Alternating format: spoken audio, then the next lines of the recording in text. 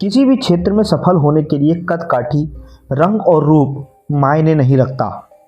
अगर आप में हौसला है और कुछ कर गुजरने की ठान रखी है तो ऐसे में आपको कोई नहीं रोक सकता।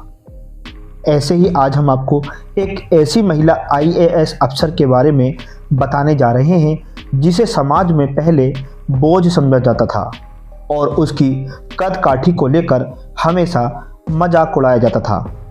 लेकिन उस महिला IAS अफसर ने हिम्मत नहीं हारी और बन गई देश की सबसे छोटे कद की IAS अफसर। इस महिला IAS अफसर के कामकाज की PM मोदी और पूर्व राष्ट्रपति रामनाथ कोविंद APJ अब्दुल कलाम भी तारीफ कर चुके हैं। तो चलिए फिर आपको हम बताते हैं 3 फुट 2 इंच की महिला IAS अफसर आरती डोगरा के बारे में। 18 जुलाई सन 1979 को उत्तराखंड के देहरादून की विजय कॉलोनी निवासी कर्नल राजेंद्र डोगरा और निजी स्कूल में शिक्षिका कुमकुम डोगरा के घर पैदा हुई आरती डोगरा को चिकित्सक ने उनकी विकलांगता के बारे में बताते हुए माता पिता से उन्हें विशेष स्कूल में भेजने के लिए कहा था। लेकिन पिता ने आरती को एक सामान्य स्कूल में ही भेजा, ना कि विकलांग बच्चों के स्कूल में। आरती की शारीरिक बनावट अन्य बच्चों से जुदा थी।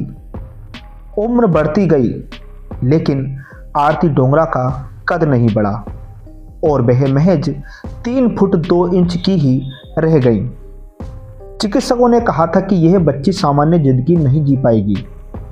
वहीं लोगों ने भी ताने कसे। यही नहीं, आरती डोगरा को परिवार के लिए बोझ बताया और कहा कि इसे मार डालो। माता पिता से दूसरी संतान पैदा करने की नसीहत तक दे डाली थी, मगर माता पिता ने अपनी इकलौती बेटी को कामयाब बनाने की ठानी और नतीजा यह रहा कि आज आरती डोगरा IAS अफसर हैं।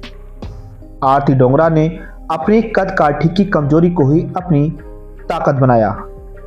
देहरादून गर्ल्स स्कूल में दाखिला लिया, फिर दिल्ली विश्वविद्यालय से ग्रेजुएशन किया।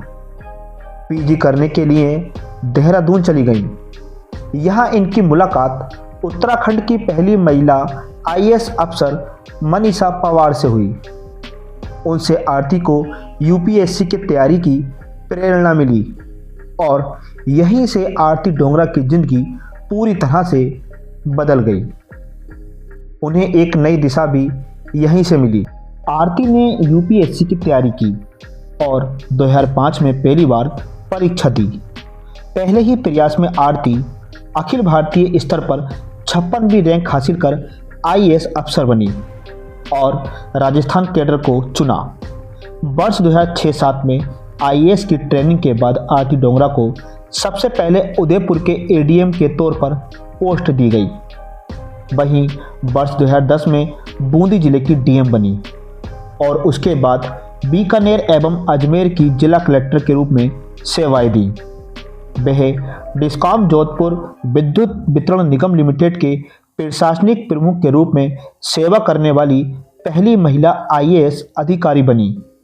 आरती डोगरा ने बीकानेर में समुदाय के नेतृत्व वाले स्वच्छता अभियान बांको बीकानो की शुरुआत की। पानी और स्वच्छता के बारे में जागरूकता फैलाने और खुले में शौच को रोकने के लिए पहल शुरू की। यही नहीं, उन्होंने दिव्यांग लोगों को वोट डालने और अपनी राज्य विधानसभा का प्रतिनिधित्व करने के लिए भी प्रोत्साहित किया। बीकानेर के DM के रूप में सेवा करते हुए आरती डोगरा ने डॉक्टरों को अपने अपने अस्पतालों में एक अनाथ लड़की को गोद लेने और उनके भोजन, आश्रय और शिक्षा की जिम्मेदारी लेने के लिए भी प्रोत्साहित किया। अजमेर विधानसभा चुनाव में जिला चुनाव अधिकारी के रूप में शानदार प्रदर्शन करने के लिए आरती डोगरा को वर्ष 2019 में भारत के राष्ट्रपति रामनाथ कोविंद की ओर से राष्ट्रीय पुरस्कार से सम्मानित भी किया गया।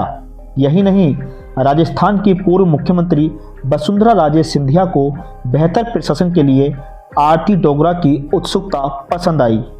राजस्थान के मौजूदा CM अशोक गहलोत ने भी उनकी तारीफ की। यही नहीं, देश के प्रधानमंत्री नरेंद्र मोदी भी उनके काम के तरीके के मुरीद हैं। आरती डोंगरा देश की वह अफसर हैं जिनका कद नहीं बल्कि काम बोलता है। आरती डोंगरा आज उन लोगों के लिए प्रेरणा है जो सोचते हैं कि उनके अंदर आईएएस बनने का जज्बा नहीं है और वह आईएएस नहीं बन सकते।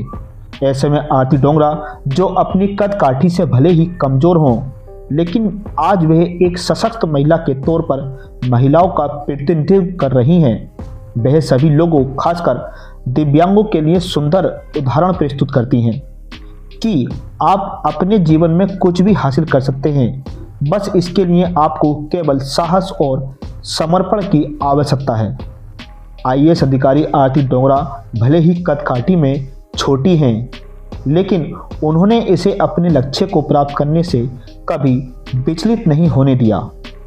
सबसे बड़ी बात यह है कि ऐसे बहुत से लोग होंगे जो लगातार आपको नीचा महसूस कराते हैं, लेकिन उसे कभी भी दिल पर नहीं लेना चाहिए। इससे भी महत्वपूर्ण बात यह है कि सभी नकारात्मक टिप्पणियों पर ध्यान नहीं दें, बस अपने लक्ष्य की ओर ध्यान दें।